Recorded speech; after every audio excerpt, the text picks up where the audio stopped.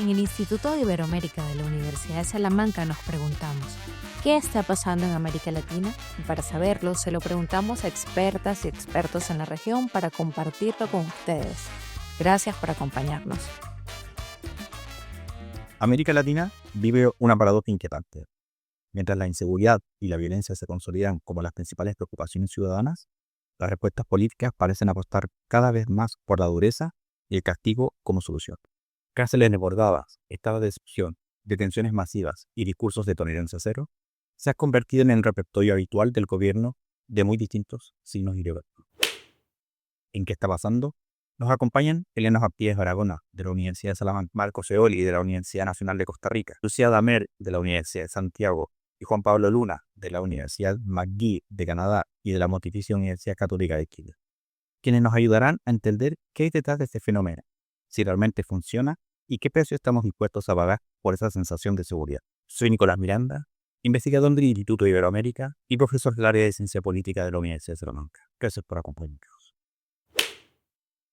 Para comenzar, le preguntamos a Elena Martínez Barahona, de la Universidad de Salamanca, qué se entiende por populismo punitivo y su relación con América Latina. Digamos que el populismo punitivo fue acuñado por el criminólogo Anthony Bottoms en 1995 y se refiere a una forma de hacer política criminal en la que el objetivo no es solo reducir el delito, sino capitalizar electoralmente el miedo a los crímenes. La lógica es sencilla. Yo prometo castigos más duros, mano dura, más cárceles y con eso le demuestro a la ciudadanía que estoy de su lado. El problema es que esa promesa siempre está desconectada de lo que realmente reduce la violencia. En este sentido, existe una nueva relación entre políticos, ciudadanos y expertos penales en la que los políticos dan las directivas, los expertos son menos influyentes y la opinión pública se torna un punto clave de referencia para evaluar las diferentes opciones. Es interesante ver por qué incluimos el término populismo y no solo punitivismo. Y es que hay una cadena muy clara en todo esto que es el miedo al crimen, real o amplificado por los medios, que genera una demanda ciudadana de acción inmediata. Y esto crea un incentivo político enorme. Quien promete más represión gana más visibilidad. Y así entramos en una espiral en la que la cárcel se convierte en la respuesta política por defecto a problemas que tienen raíces mucho más complejas, como la desigualdad, la falta de oportunidades y la debilidad institucional. Y aquí entra América Latina. Tenemos una región con unas altas tasas de crímenes y necesidad de reducir esta tasa del delito a corto plazo, con lo cual electoralmente el largo plazo no compensa a los líderes políticos y les compensa el corto plazo. Y aquí es donde entra el punitivismo. Pero claro, el punitivismo no puede de por sí solucionar las cosas solo. Se necesita todas unas condiciones institucionales. El ejemplo más citado, por ejemplo, es El Salvador de Nayib Bukele. Nayib Bukele no habría podido hacer ninguna de sus políticas sin un estado de excepción prolongado durante 4 años. Es decir, lo que nos lleva a estar en un estado autoritario y no en un estado democrático con garantías procesales. Nosotros tenemos un estado de excepción durante 4 años con más de 85.000 personas detenidas y tasas de aprobación del 85%. Indudablemente es una operación fantástica política, pero también conlleva denuncias sistemáticas de violaciones a garantías procesales, personas inocentes detenidas y una concentración de poder que preocupa a los analistas democráticos.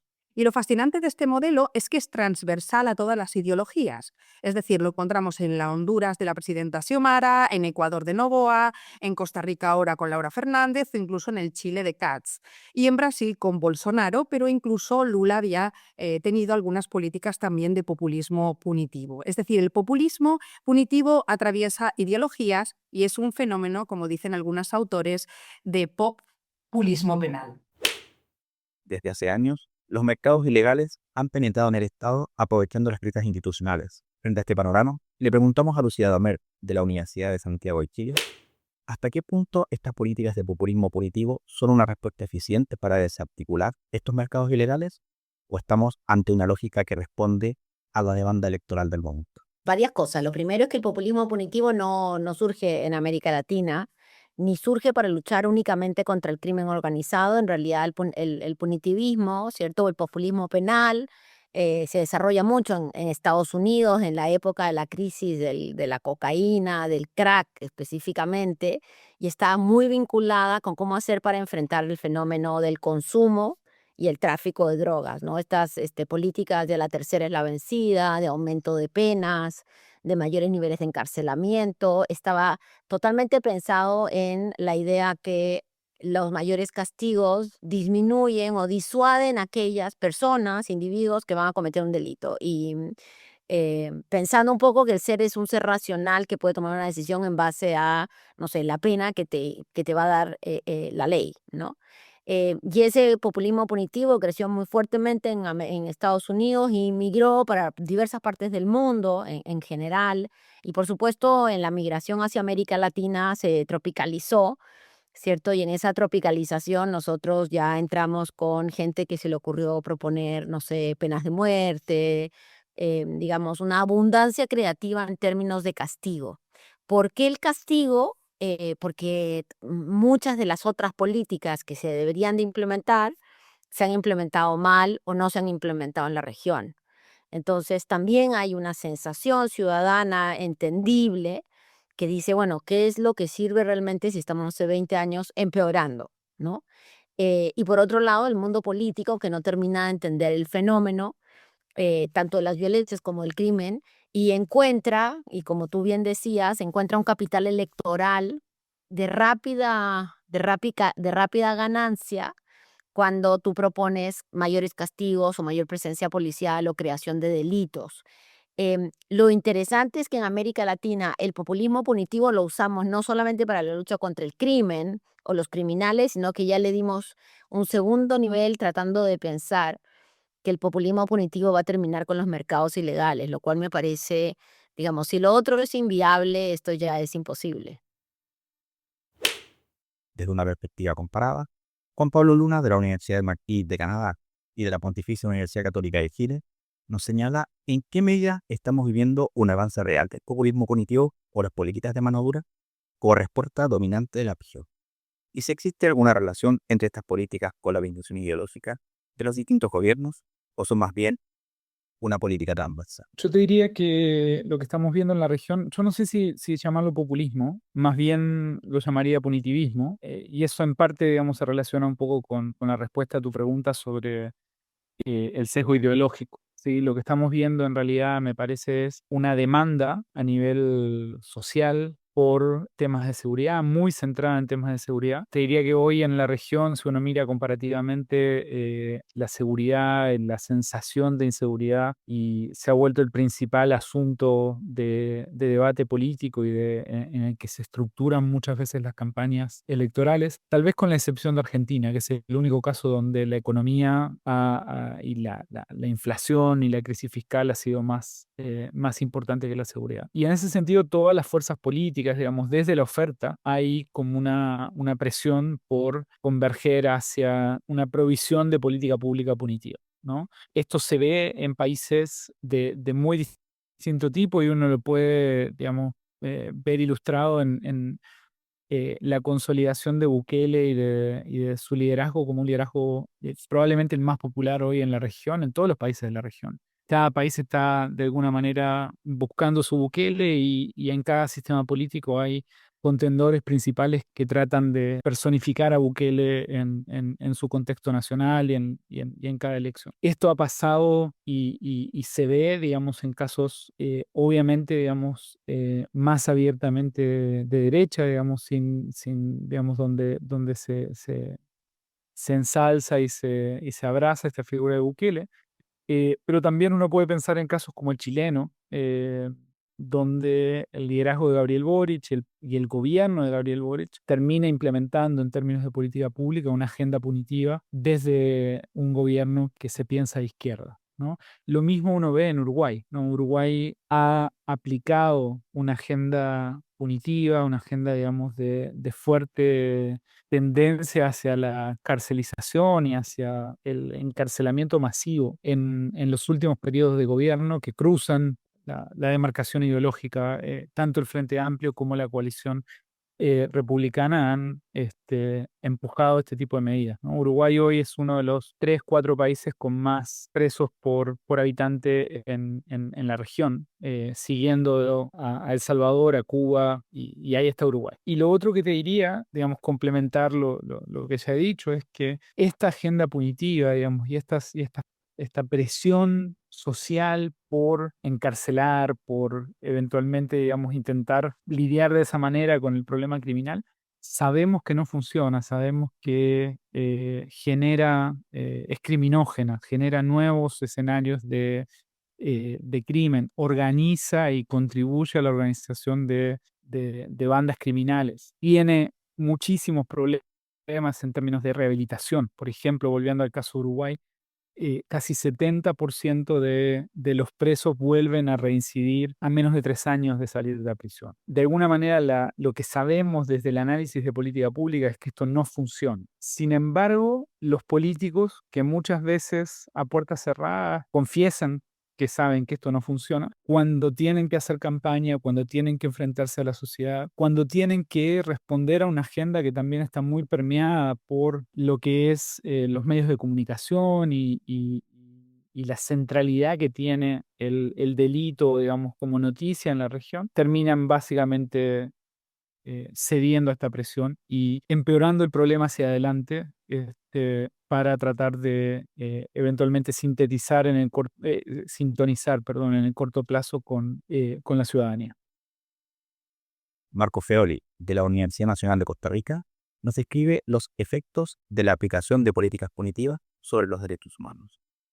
Cuando nosotros hablamos de populismo punitivo y cuando hablamos, digamos, de la utilización de políticas de mano dura, durante mucho tiempo, al menos desde el derecho, se nos explicaba que esto tenía que ver con un ensanchamiento del sistema penal y poco más. Y creo que como suele pasar, en el derecho normalmente nos quedamos cortos para entender los fenómenos desde una visión, digamos, más interdisciplinaria y que vaya más allá de lo normativo. Eh, yo recuerdo en los años 90, cuando yo estudiaba derecho, lo que se nos hablaba era de esto, de flexibilizar algunas garantías procesales, de crear nuevos delitos, etcétera. Esto era lo que llamábamos populismo punitivo. Ahora, en los últimos años, más desde la ciencia política y de otras ciencias sociales, hablamos de populismo como un fenómeno que está muy relacionado, pero que no es exactamente lo mismo. Y que aquí creo que es donde puede lesionar gravemente los sistemas políticos y los regímenes democráticos. El tema con el punitivismo, que es la palabra que yo prefiero usar para no confundirla con populismo, porque creo, repito, que el populismo es solamente un concepto general que puede luego tener diferentes expresiones, como en el punitivismo. De lo que se trata es de hacerle creer a la gente que hay una serie de problemas muy complejos que pueden simplificarse a partir de respuestas muy sencillas, que por alguna razón, esto es lo que plantean estos líderes populistas que defienden estas posturas, antes a nadie se le ocurrió.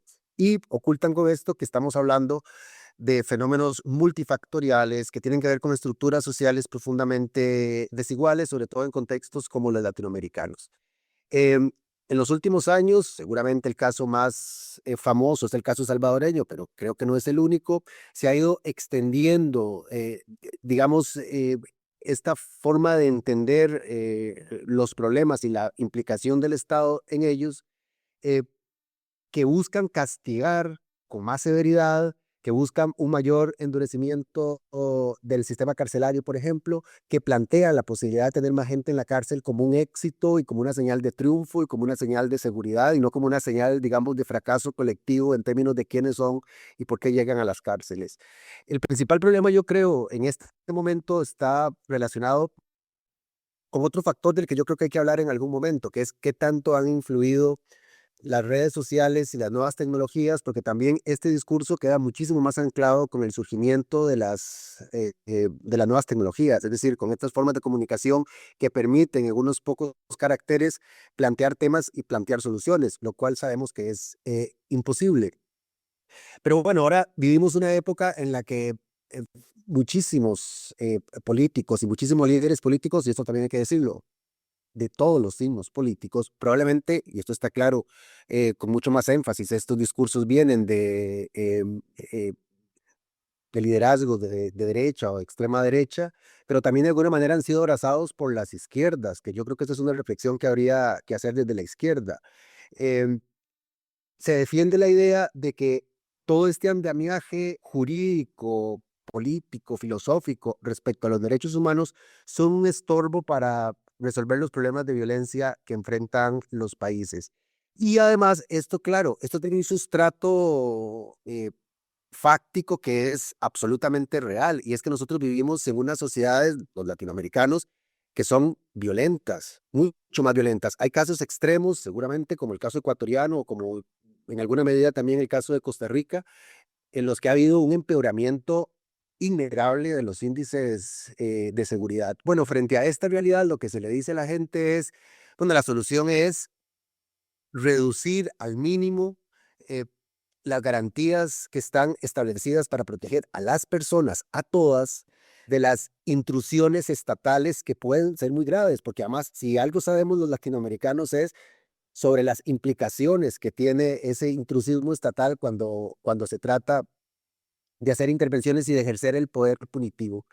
Entonces, claro, el planteamiento lo que hace es decirle a la gente, todas estas garantías estorban porque son para los delincuentes. Esa es la trampa discursiva, porque todas estas garantías, desde la lógica, digamos, del Estado liberal, están pensadas para proteger a la ciudadanía en su conjunto de arbitrariedades, de abusos del Estado, de ejecuciones extrajudiciales, de desapariciones, de torturas, como pasó en los 70s, en los 60s, en los 70s, en los 80s, en buena parte de la región.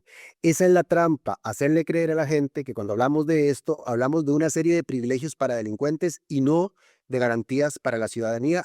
Y ahí donde yo creo que hay que seguir insistiendo y donde deberíamos entrar el debate en cómo no permitir que ese relato sea el relato que impere. Y yo creo que hay que hacer un esfuerzo intelectual adicional, quizás más intenso, porque lo otro es una simplificación de la realidad, para convencer a la gente de que no solamente hablamos de garantías procesales como algo abstracto, hablamos de la protección de estados de derecho y de regímenes democráticos como los latinoamericanos, que en muchos casos todavía siguen estando en construcción. El gobierno de Bukele ha proyectado como éxito su política de seguridad, proyectando en su relato que pasa de un país tomado por las manos, donde las personas no podían estar en los espacios públicos por el miedo al crimen, a un país donde las personas perciben esta seguridad lucida. ¿Qué evaluación podrías hacer sobre la política de seguridad del presidente Bukele? Bueno, es que el problema que tenemos en general en el mundo, en América Latina, digamos, con mucho más claridad, es que las iniciativas de política pública que se han desarrollado en seguridad, justicia, sistema de justicia criminal, si tú quieres, en muy poquitos casos han sido evaluadas. La, la, mm, el Banco Interamericano de Desarrollo tiene una página web, una plataforma de como qué sirve y qué no sirve, y la gran mayoría de cosas que entre comillas parece que sirven están puestas o en otros países, generalmente el norte global, o son pequeños pilotos que insólitamente, a pesar de que sirven, digamos, no han sido luego replicados. Eso en general. Específicamente, el paso de leyes, el aumento del sistema penitenciario, la militarización, digamos, no hay un estudio que diga que eso sirve para disminuir el delito, para disminuir las violencias, para terminar con los mercados ilegales. Sí pareciera que en el corto plazo, así como cuando uno pone cámaras de televisión para control del crimen, que hay un impacto en la percepción de la gente. Entonces, nuevamente entras, no necesariamente en la efectividad de la política pública, sino que entras en esta discusión un poquito más subjetiva, ¿no? De la emoción.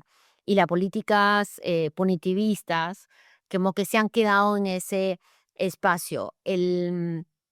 Los laboratorios, por ejemplo, la militarización en México, que es profunda, uno se pregunta, bueno, si el contrafactual sería que estuvieran peor, pero es bien difícil pensar que pudieran estar mucho peor, digamos, el desarrollo de las organizaciones criminales y las estructuras criminales en general, ¿no? Y en el resto de países sí ha tenido una consecuencia muy fuerte el punitivismo, y el principal consecuencia es el aumento de la población carcelaria, el aumento del uso de la prisión preventiva para muchísimos, digamos, imputados.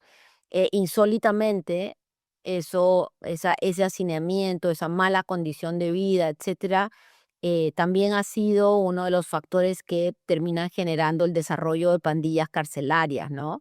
Como el PCC en Brasil, pandillas muy violentas que salen afuera organizadas desde el adentro. Entonces creo que en general no tenemos nada muy positivo que decir, pero sí tiene un rédito político electoral y por eso se sigue usando. El presidente Bukele encontró un tema que era un tema que le preocupaba muchísimo a los salvadoreños. Los salvadoreños vivían en una condición de secuestro real por la cantidad de extorsión que había, por las amenazas entre las pandillas y entre las pandillas y contra los ciudadanos, con tasas de homicidio verdaderamente inaceptables. Este es un país que sí no era parte importante de la ruta de ninguno de los mercados ilegales grandes de América Latina. Tenía una condición de mucha violencia interna, ¿cierto? De pequeñas y medianas pandillas, pero pandillas que estaban dedicadas a la extorsión de sus propios ciudadanos. Y yo creo que él visualizó esa problemática y decidió terminarla, digamos, de alguna forma para concentrar el poder. Y eso es innegable. Ahora, ¿cómo lo hizo? El modelo Bukele no es un modelo de construcción de una cárcel. El modelo Bukele le lleva gobierno por decreto, le lleva una reelección no constitucional, le lleva un apoyo masivo a las Fuerzas Armadas, trae de la mano bajísimos niveles de transparencia, muchas denuncias de corrupción y además, y esto pareciera que todo indica, digamos que incluso los mismos medios norteamericanos lo confirman, que una negociación previa con alguna de las pandillas para que los niveles de violencia bajen. Entonces, ese modelo, que es un modelo no democrático, que es un modelo autoritario, que es un modelo donde tienes encarcelado a miles de jóvenes, muchos de ellos en prisión preventiva o sin ninguna necesidad, digamos, de estar encarcelado, con juicios para lo que escuchan, con juicios para masivos de 800 casos a la vez, donde se le imponen penas a niños violando todo tipo de convenciones internacionales o reconocimientos de lo que sirve y no sirve, es un modelo que se instala en América Latina como uno de resultado. Y creo que ese es un logro de él comunicacional y real, y es una demostración de la debilidad de todo el resto. Es una demostración de la debilidad de los países gobernados por los centroizquierdas, por las socialdemocracias, que ponen énfasis en la prevención, que ponen énfasis en otro tipo de medidas, pero las han implementado tan regularmente que la ciudadanía se ha ido hartando. Entonces, lo importante es reconocer que en democracia sí se pueden mejorar las cosas, y para mejorarlas en democracia, entonces tú necesitas mucho más inversión de largo plazo, sostenidas, y ves cosas como las que pueden haber pasado en algunos lugares específicos de la región, pero creo que el modelo Bukele, así como está, es imposible de ser exportado, porque, por ejemplo, en Ecuador, que se trató de traer el modelo Bukele, siendo Ecuador sí un país mucho más estructural en los mercados internacionales, sobre todo la cocaína, las mismas medidas no funcionaron, ¿no? Además, evidentemente, el presidente, digamos, Noboa tampoco fue y cerró el Congreso o gobernó por decreto permanentemente. Entonces, es un modelo que yo te diría que, así como con Duterte, que al comienzo todo el mundo en Filipinas decía que qué bueno que estaba terminando con el delito callejero, y luego ha sido pues perseguido por la justicia por violación de derechos humanos, el desarrollo de este modelo también está por verse. Para finalizar, le preguntamos a Juan Pablo Luna cuáles son los efectos del populismo punitivo para la democracia. Yo creo que la consolidación del crimen organizado muchas veces asociada a el resultado de políticas punitivas, ¿no? Si pensamos en la organización carcelaria, buena parte de las bandas más potentes de la región tienen origen carcelario. PCC, Tren de Aragua, varias de las bandas ecuatorianas, ¿sí? Se articulan desde la prisión en un principio y desde la prisión empiezan a controlar la calle, ¿sí? Esto genera, digamos, por un lado una espiral de deterioro, digamos, en términos de la incidencia del crimen organizado en la sociedad, en la política. Y ese deterioro no necesariamente tiene que ver con lo que muchas veces vemos como la implicancia más directa del crimen organizado, que es la violencia homicida, sino con algo que es mucho más opaco, pero para mí mucho más preocupante en términos de erosión de la democracia, que tiene que ver con la infiltración institucional. En la medida, digamos, en que el crimen organizado empieza a infiltrar la institucionalidad democrática, empieza a sembrar candidatos, financiar candidatos o amenazar e incluso matar candidatos, la elección, ¿no? y los procesos electorales empiezan a estar condicionados por el poder de estas organizaciones. Al mismo tiempo, cuando estas bandas, digamos, logran control territorial, por ejemplo, también empiezan a consolidar esquemas de gobernanza criminal que hacen que el Estado de Derecho, sobre el cual se monta la institucionalidad democrática y la capacidad de conceder derechos de ciudadanía a la población, de ciudadanía civil, política, social, empiezan a estar condicionados en el día a día por ese control territorial, ¿no? Que muchas veces convive con el Estado, convive con la institucionalidad democrática.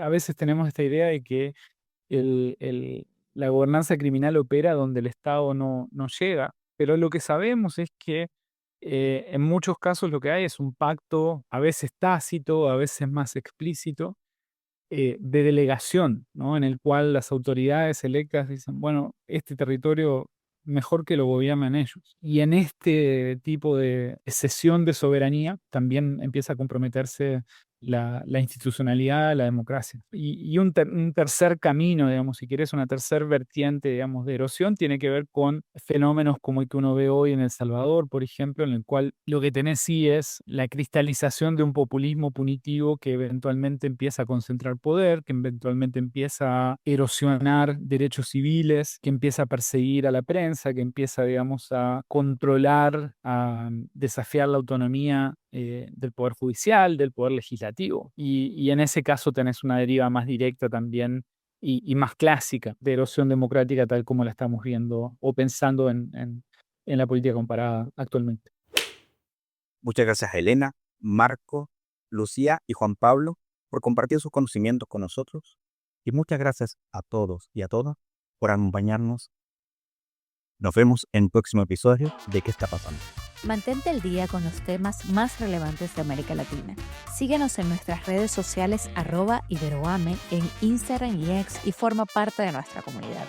Visita también nuestra página web iberoame.usal.es y conoce nuestra oferta académica.